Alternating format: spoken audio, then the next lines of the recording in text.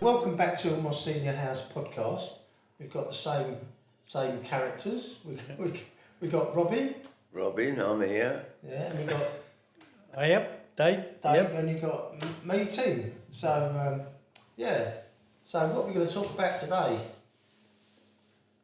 So what do we? Characters We're going we to talk used to about know. characters. Oh, we yeah, do, characters yeah. We used to know. Yeah. What, from work or school or anything? Well, all over. All We- over. Yeah. Do you want to start off in Dave? Because you've got a lot of characters. Yeah, because it was, well, years ago I used to know a lot of characters from work, school. Yeah. Yeah, and they used to be just absolutely crackers, you know, when you went out with them, like even to a club, even to a pub, you know, always used to mess around, you know, Yeah. and no one was ever sensible in the day, Right. you know, because then you took him out, no matter what you did, he was absolutely crackers, and he was the guy who everyone, when we bought a round of drinks, he was the one that went to the toilet and climbed out of the window. Well, to and miss didn't, around? yeah, So you just left to it miss on? around, yeah. Right. Yeah. Oh, you always get. mess around. I'm not to get out of the round altogether. Oh, yeah, no, just to Because get out of a round. Yeah, climb out the window. Climb out the window, the That reminds me toilet of window. When I was at Clapham Junction, right, on the railway, we used to go, and it was before, I think, it must have been before it went to paid into your bank, you know. So, anyway, there'd be 2 or 3 of us from the early shift that had finished at 2, then there'd be some, maybe night work or something, or it's their day off, so they'd meet us. And anyway, so this bloke Brian, I don't know where he's from. He sort of looked Chinese-ish, but you know, when the foreman, the Leroy the foreman, when he said to him Chinaman, he got all upset about it. He knew that. See, the foreman knew he was going to get upset by calling him Chinaman, so he did it on purpose, you know, just to get his going. And he used to go mad. He didn't swear, but he used to say, "I've told you, I'm not Chinese, blah, blah, blah, blah. My name's Brian. Can't you just say Brian?" So then, because this guy, when he was in Jamaica, he used to be a teacher. He'd come out with old Mr. this and Mr. that, you know, so it was Mr. Anderson, that's right.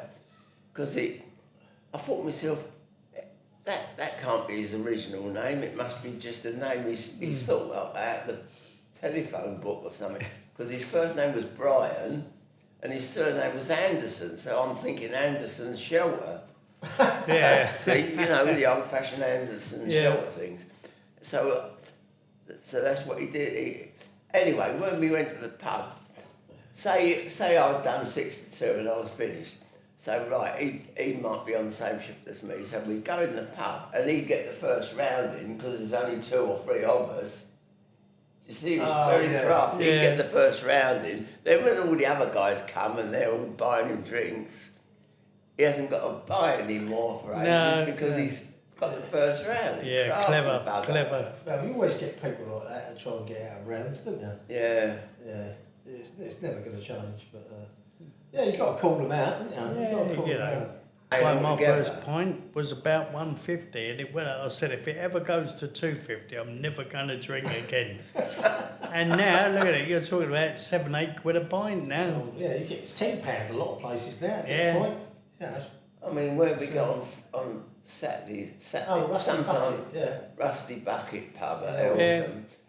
It's mind you, it's craft beer. It's £6.90. No, isn't it? £7. I thought it was £7.90. Yeah. Is I it? think it's £6.90, Oh, is it? isn't it? Well, it's still a lot, isn't it? Yeah, because it comes to about £13.60 That's or what I 80. mean, you can't buy a round anymore, can you? Not being funny, you'll be talking about 30, 40 quid a round, and you ain't going to go out with that much money, are you? Unless you want to drink on your own. Or, a lot of people don't See, go out as much. this as they Rusty used to. Bucket, they don't take cash. It's No. card only. So they're crafty, you know, because people go in there and because they got a card, they don't see it actually coming out of their. No. They're not actually paying it over, you know. They don't think so much. So I see that in Canary Wharf, all the yuppies, you know, whacking their card on now, and you know, there's just no cash. I was the only one paying cash. I thought, well, their tills must be great. Just bang, bang, bang with your card. And that's all it is. That's what they want, a cashless society, don't they? Yeah. Yeah. But, you know, we talk about characters and stuff. Yeah. Well, we all had strange characters at work or bosses we didn't like and stuff like that. But, yeah, I mean, I had this boss. It was South Bank University, and this guy, you wouldn't believe he's working here. Yeah. He's called Kevin Laycock. Hello, Kev. And he sort of pigeonholed me a little bit, and I didn't like it at all, you know. But that's what he did, you know. You do that. That's your job. And I wanted to expand my knowledge, you know, move out a bit. So I said to him, if you don't let me do this course, I mean, everyone else was able to do these courses. So I said, unfair. You got to let me do one. And he said, no, you just do this. This is your job. And so I was threatening to take him to HR, right? So, and I was really serious about it. Anyway, he got a bit worried, so he went and saw his boss. His boss told him to, you know, let him expand his skills a bit, you know. So it ended up being going on a computer course, you know. But anyway. Other than that, he was all right, wasn't he, Ken? He was all right, mate. Yeah. God knows how you got a job here, though. Yeah, but as I say, you've got characters all over the place. Yeah, you have. Even, you know, when I was growing up, as I say, we done fashion a while back, but you was just with shorts, you know, and you was just casual when you went out. Yeah. But you had that one idiot, well, a character that ruined the evening every time. You know, he used to go out and he used to think he's Jack the Lad, and he used to wear the most dodgiest shirt I've ever seen. It was like something out of Wi-Fi. And he used to think he could chat up any woman he liked. And a woman once, she just literally punched him in the face and he fell on the floor. Yeah. Oh mate, yeah, you do get some funny characters. Yeah. Oh, years ago down in Valley Grove, because that's when we was growing up by the football ground, and years ago it used to be like, as I said before, have the key in the door, you just let yourself in. Yeah. Yeah, and that's when I found out her violin after that Who concert, and someone pinched that as well. Oh mate, yeah, it was crackers. Yeah, I don't know, but over the years you do find them. When we was growing up, as I say, it was fantastic. You know, you always have a good laugh, because there's always someone that made you laugh, that really cracks you up, even at work.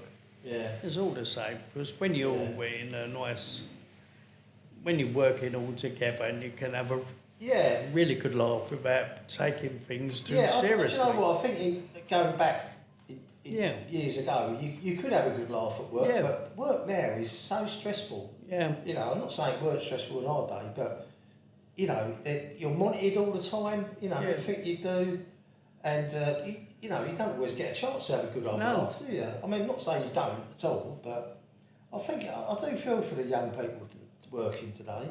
It's not easy, you know. You've got it's stress related, isn't it? You know. Yeah.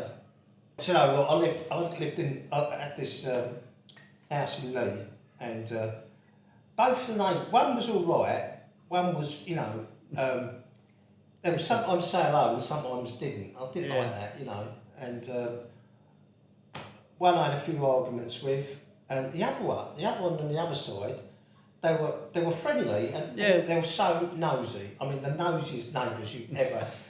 You couldn't even go out the back garden. As soon as you go out the back garden, they'd be out, open the curtains, they'd be looking out, and see if they see you, they'd come running down, and then they start whack, whack, whack, whack, whack, whack.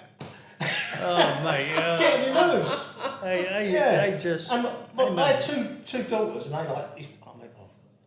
They liked Sunday, but they felt a bit like how can you put it, embarrassed. People looking at them through the window, and that was that side. And sometimes they were really nice and really helpful, and other times they were quite threatening. What was it? Yeah, I had this tree in the back garden, right, and they didn't like trees. I chopped all their trees down.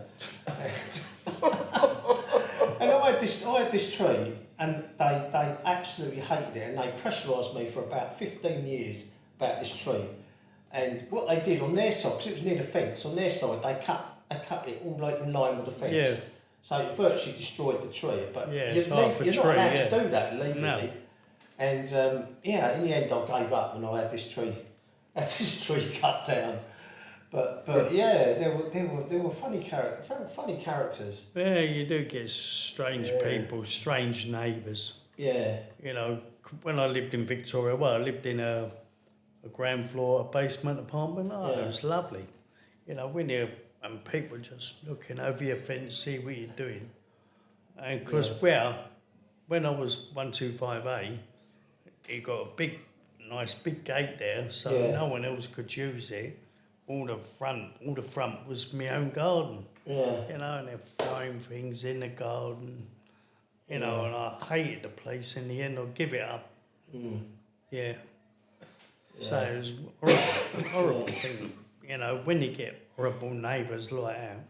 What about you, Robin? You've probably had quite a few neighbours. I'm trying to think of any.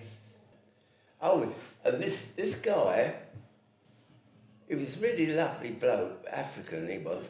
Anyway, I was waiting at the bus, that's right.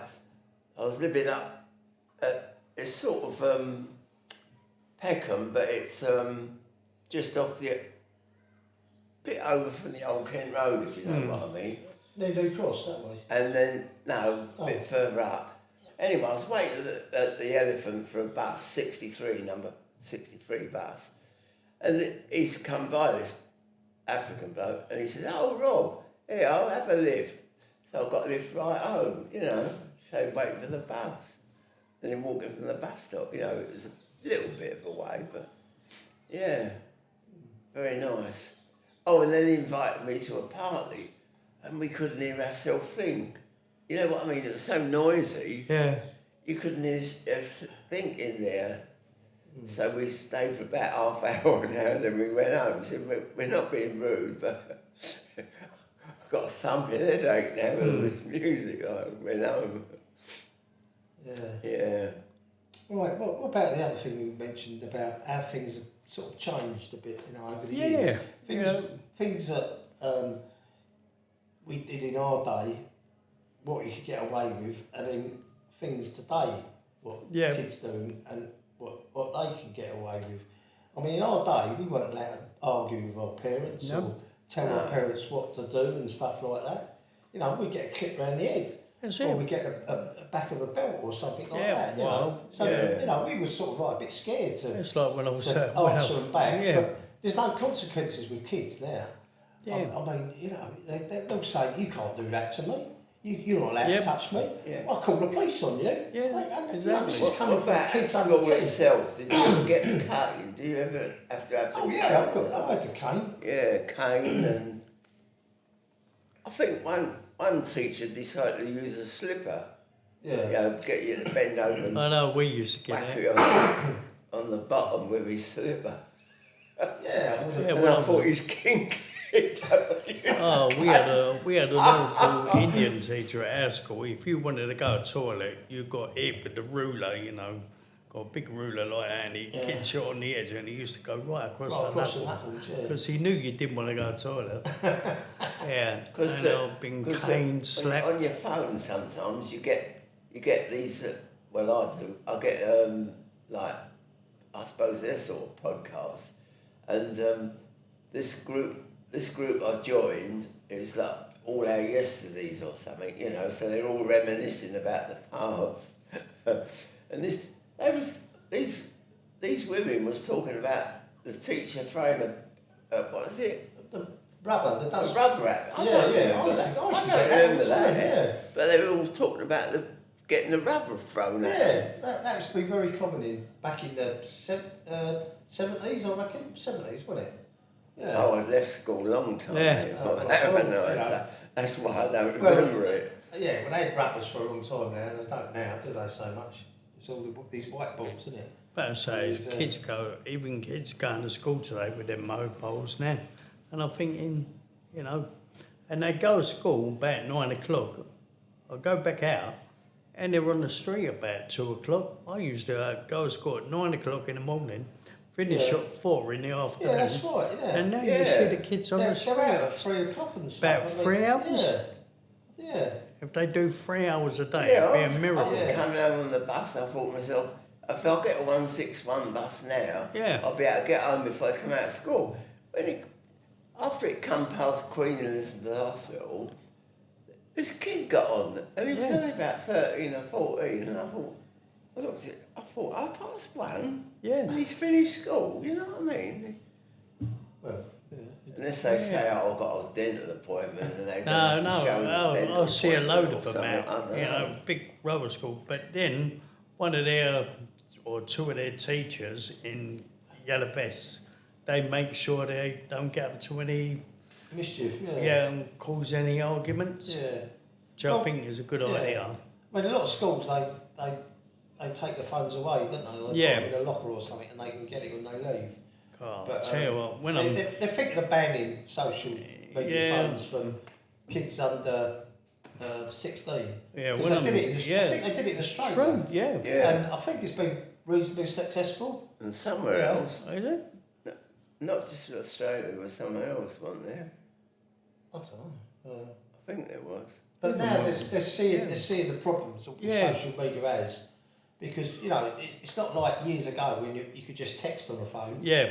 These smartphones... you can do anything. Yeah, it's like having a computer in your hand, isn't it? You know, and they're like about, 1,800 quid, and, you know, and they've got people like out on the phone, and when they get it snatched, and I thought that's like dangling a carrot in front of a donkey, isn't it? Yeah. Well, people just walk down, I mean, the amount of times I've nearly crashed into people on me. Oh, Matt, I'll go in here. They don't look, they're just walking down the road, looking at their phones, and no wonder people snatch them out of their hands and they're just putting it on show, don't they? Just got to use common sense, isn't you? You know, I'm driving this thing and I'm like, and a woman's just stood there. I went, excuse me, so I just drove the screw up and just caught the back of her ankles. I went, I said, there are other people on the street, you know, and she'll give you a dirty look as if it's your fault. You know, you're in the wrong, not them. God, it's constantly phone. I was at the bus stop in the Standard, and there was about 10, 12 people all sitting there on their mobiles looking at it like that, and I thought, how the hell's your brain working? Yeah. You know what, it's really strange, I mean, because I just remember the last time I was in hospital, right, and all people had their phones and everything, and all during the night, this bloke was on his phone, but he didn't have earphones or nothing. He was playing music all night long. You know, I let it go for so far, but this. Where was this? This was in Queen Elizabeth Hospital, but he was sort of his 60s, I think, this guy, and you think he should know better. Yeah. So in the end, I let rip at him, you know, because he was just playing this thing all night. And you'd think people had common sense, like, just put some earphones in, for God's sake. You know, it's like this when they got their radio up in the car, isn't it? I mean... when they're zooming past, boom, boom, boom, that's all you hear, isn't it? Boom, that's all you hear, the bass. Well, subwoofers, aren't they? Yeah, because I'll tell you what, when I was in the hospital, when I done my leg that time, I was in there for about, as I say, 5-6 months I was in there. And then you get these, you pay for these TVs, but you can't turn them off, can you? So you're wasting all that. So you could be sitting there all day watching a telly, or you on a card, you can't turn it off and save it for later. Yeah, do you know what? Them No, telly they've done it systems- away. You know those telly systems they had? Yeah. They were so expensive. Oh, I And, know. and it was a rip-off for the Yeah. patients. That's what I mean, But- you but couldn't do you know stop what? it. Now, what they do now, it's free Wi-Fi in hospitals. The last time I was in there, I had a little tablet and you could connect. It was Yeah. really good connection, so you could watch anything you liked. But yeah, that was a right rip-off. Yeah, because I'll tell you what, they got rid of them in the end, didn't Yeah, they? I did. I'll tell you, the next thing they've got to tackle in these hospitals is this parking. Because it's so Yeah. expensive to park in these Well, hospitals. the QE. And QE is a nightmare. Yeah. One of the times I Yeah. got caught out in QE. But all the hospitals are different. They got different rules Yeah. and everything. And yeah, I mean, well, it might be boring for some people, but I had to drop this piece of equipment back to the hospital. You know, they said I'll wear it overnight and then bring it back. So I thought, I know what I'll do. They've got a drop-off point. So what I'll do is I'll park on the drop-off point, then run in with the bit of equipment, Yeah. then come back out. So it wasn't very long. Came back out, and then 2 weeks later, I had this letter of this fine, 80 quid, right? And I queried it, and they said on the drop-off point, if you leave your car on its own without anyone in it, you get a fine. So isn't that crazy? So if you're dropping someone off and they need help to get into the hospital, Yeah. and move away from the car, you get a fine. How crazy is that? I know, You know what I because mean? it's Yeah, like the blue yeah. badges, right? You know, Oh yeah, blue badges. And yeah, you go it's- inside the entrance and do your number Yeah, plate. You know, and here's what you have to get there. I mean, really, really early. Yeah, to get a Because space. there's what about 6 disabled parking spaces Yeah. there. Yeah, but they've Well, got them in the just- other car parks, Yeah. but yeah, it's difficult. But yeah. they took that, didn't they? And because it was all open field in there, Yeah. then they dug it all up, made a car park out of it. Then they're charging extortionate prices. It's not good, is it? Yeah, it's like in Cholton Park, you know, people parking their cars in there, and now they will cancel thinking now of actually just red routing the whole of Cholton Park, and Bear Road and all round here, yeah. Yeah, it's difficult, isn't it? That? Yeah, they're making it harder for the nurses, the doctors, Yeah. you know, they go to work, so where they going to park? Yeah. Or even members of the public. I was going to the Queen Elizabeth Hospital, so they said we're parking Cemetery Lane opposite the cemetery. So park on that bit there, That's it. and then walk along the end, and you cut through that car park of it's like Yeah, I know the one you're on isn't about.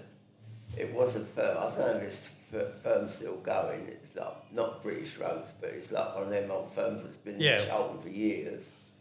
And then you cut through there, and you're at the hospital. And that's what some people was doing. Yeah, because I was coming past here down the Harlow Road where I had this shoulder accident. I'm coming past and I thought, and I didn't even see these army horses, and I went, and they're just looking down at these big horses, and I'm like, I'm scared to just put the reverse on because it makes a lot of noise. And Yeah. I didn't want the horse to jump. I was like, I was just waiting them to walk past nothing. And the bloke looked at me and he started laughing. So I just went over there and watched them, train all the horses. But I'll tell you what, these kids have so many holidays. But now there's 6 weeks holiday, they're trying to knock it down to 4 weeks. Yeah, I heard about Yeah. that. Really? What's Yeah. that? Yeah, because you used to have 2-week holidays. They want to knock that down to 1 week. Yeah, because they said they're having too many holidays. They spend more time off school than they do at school. And then when you look at them, just go at 9 o'clock, I see all the kids wave, traffic warden, all them lot. And then before you know it, by the time you come back, they're all out of school. As I say, how many hours they do in school? Yeah. Yeah, it Makes does you make wonder, you. It doesn't does it? make you wonder. Yeah. I mean, and you used to have truancy officers, didn't you? Yeah, Be years after ago. your parents if you Yeah. if you didn't go to school. That's right. That was in Power Street, and you see kids up to about it. They must have been about 5 or 6, and they went up to the woman and said, "Why ain't your kid in school?" "Oh, she ain't well." "Well, she's well enough to come out with you." Yeah, they writ her a ticket. Yeah, give her a fine, and that was it. But now, God. and now apparently you have these. I've never seen them. These guys with red jackets on who go round and all these beggars begging on the streets and that, and they move them on. Yeah. But I've never seen Oh them. yeah, they're like policemen, but Like community they haven't police, got aren't the they? power to arrest them. Like the police Yeah. have got power. Yeah, they're like they're employed by the council, I think. Yeah. Woolwich Council. I say it used to be Greenwich that. Council, isn't it? No, Yeah, Greenwich because Council. thingy used to do that was them Americans who come over here. Were they the angels or something, guardian angels or something? Oh yeah. Because there used to be a lot of violence on trains, didn't Yeah, it? they used to be on the tube, didn't they? Yeah, that's They it. come over, Yeah, it's that's an the American one. thing, Yeah, but hey, you go down Old Dover Road, you've got the same geezer with a dodgy leg. He's not even homeless. He lives in the old warehouse and he say, "Have you got money? Got money? Got money?" Well, yeah, that's a problem because some are genuine, some are not. Yeah, some so you ain't. don't know whether to, No. you know, No, you people don't say know. not to give them money, but Yeah, I mean, sometimes you can tell they're genuine. yeah. I mean, Well, it also depends how clean they are and what clothes they're wearing. yeah, Well, normally gives it away if they got some Yeah. nice trainers. yeah, They're not homeless, are they? yeah. Well, I was chatting to a bloke outside Sainsbury's in Eltham, and sometimes I have a little chat with him, and he wanted some money, and I said, "Oh, well, I ain't got any cash, mate," and I think he said, "Oh, what, there's a cash machine in there." It's like Well, so Asda's, the I- guy, the guy at Asda's, they sit under the cash machine while you're getting your money out. And I thought, no, that is a bit intimidating. That shouldn't be allowed. Anyway, I started chatting to this guy because I thought, oh, no, find out what's happened to his life and all that. Yeah. Yeah. You know, he said, "Oh, I broke up with my missus. I've got nowhere to live. I've got this and that." And anyway, he then sort of got onto the subject why it was like that, and he was addicted to gambling, right? And he said that's where all his money went. So he was out on the streets because he wanted to gamble, and so I said, "Well, you need some help. You need a bit of counselling or something." And and in the end he said, "Oh, you're not going to go to the machine then?" Oh, mate, yeah. That's what I mean. Gamblers Anonymous. That's what I mean. It's different to know who's genuine and who's not. I mean, people that sell the issue, that's genuine. Oh, the big issue, about The big £5, issue. isn't it? Yeah, it's £5. It's £5. £5. They get So you think yourself, blimey. no, but You're to help in charity, but Yeah. £5 but just for paper. yeah, it's not for the paper. It's for them. Yeah. Ain't for the So, homeless look, people, yeah. Listen, look. They're When you making buy the money issue, out of it. when you buy the issue, Yeah. £2.50 goes to them, and £2.50 is for the for the actual the But magazine is it? itself. Okay. It's to help them, So, I mean, it's quite successful. It's been going for years, isn't it? The big issue. Yeah, I know. I remember And, when I was at Clapham it's a Junction. genuine, Yeah, genuine. We used to yeah, get same lady two outside guys the used to co-op come in the to village. Blackheath 15 and they'd go down to Sutton.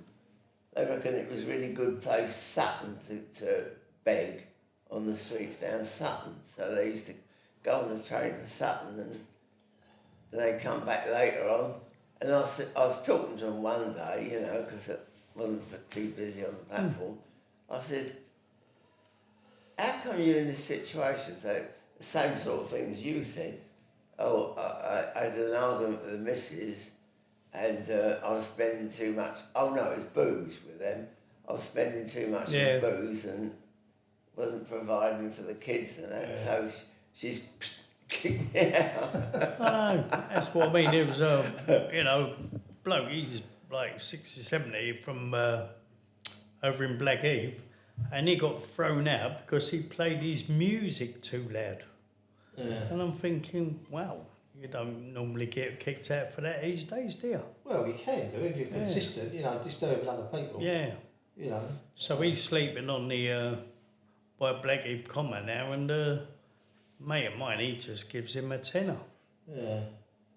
Yeah, Yeah, I mean, good. there's more and more homeless people now because of the Yeah. housing crisis. Yeah. More homeless people, and you do feel sorry for them on the street, Yeah. you know, because it's so hard to get, once you're in that, well, that happened to you, didn't it? Well, I for a was while? homeless for a while, when I was in Woolwich. It's difficult, isn't it, to get back on your feet and stuff. It is. It's because of the housing crisis, but it's down to all. Everyone, no matter who's been in government, Yeah, they've always exactly. said, "Oh, we'll build more and more houses," but they don't. No, they don't. They don't. It's a right mess, isn't it? Like in Woolwich now, right where Tesco is, right outside Tesco's front door, they're building this great big block of flats there now. Yeah. And I reckon it's going to be 2028 it opens. But I think it'll be done before that. Looks, yeah. But now all these big posh apartments you've got going in Woolwich, because I say, we said this before about the covered in market in Woolwich. Yeah. It's all going to be demolished. Yeah. And they're going to build luxury flats there. Yeah. And you're talking 250 to £1 million to buy a place. Who's going to buy that in Woolwich? Yeah, well, it's a difficult one, isn't it? It's just for it's people to invest, you know. And people invest from abroad. No, I don't think they should allow it. No. I mean, this block I live in, right, which I bought off plan, and it was bought up by loads of the apartments were bought up by overseas customers, and they just rent it out. It's just for an investment. And I don't think it should be allowed for people to do that now. No, not from abroad. It should be selling for the indigenous population. Well, because where I live in Cheltenham Road, opposite Blackheath Rugby Club, that church is a Catholic church, and it's owned by French people. Right. And apparently they're supposed to be taking it down because they got the sign "Save Our Church." Yeah. And just down the road from there, you got the school, Catholic school there. Right. And now it's just full of squatters in there. Oh, And I reckon they're going to knock it down and build, I don't know, flats or, houses there. Yeah. The thing is with these flats, you've got this problem with leasehold, didn't you? And the government were going to end the feudal system of leasehold because people are just getting ripped off with service charges and all that. Yeah, it's all about And they said they were going to, this is what gets me about the government, any government that moves in, they give all these promises. They said, we're getting rid of leaseholds in 100 days, and it's still there. You know, we're still trying to fight it. Yeah. But one good thing they did, they said new builds will now be common owned, not leasehold. Yeah. And the actual Greenwich Council have got into partnership with developers, and they've built a load of social housing. It's all for council tenants, right? In Kidbrooke Village. Yeah, that was 10 years before. And they're building more as well, but which is good because it's all for council. Yeah, they reckon it's going to take over 10 years to build them all. Yeah. Yeah, because you get the 335 down to Kidbrooke, because that's where they get on at Kidbrooke School, isn't it? All the kids and that, all along there. But it's a big problem, housing. So many problems with society now, isn't there? Yeah, that's it, mate, yeah. If you was Prime Minister, then what would you change? What was the first thing you would do?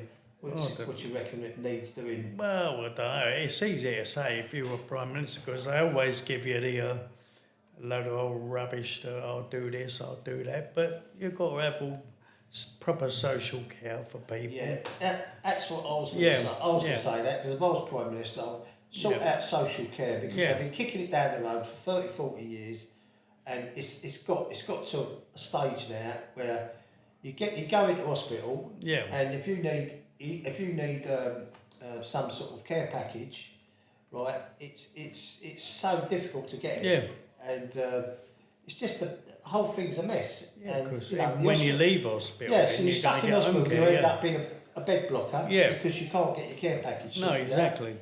And then you're wasting the bed, you know. You're taking the bed up. They're just wasting the money, and no matter how much money they raise, you will not.